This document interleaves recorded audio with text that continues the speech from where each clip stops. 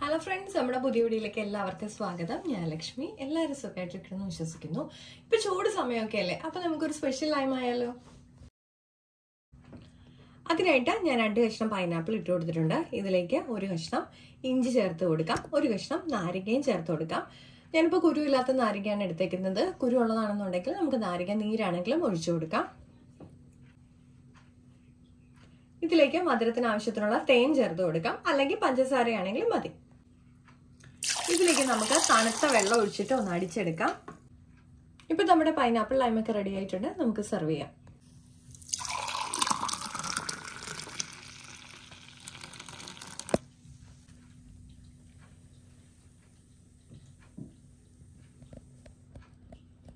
അപ്പൊ നമ്മുടെ ലൈം ഇഷ്ടപ്പെട്ടിട്ടുണ്ടെങ്കിൽ എല്ലാവരും ഒന്ന് ട്രൈ ചെയ്ത് നോക്കണം.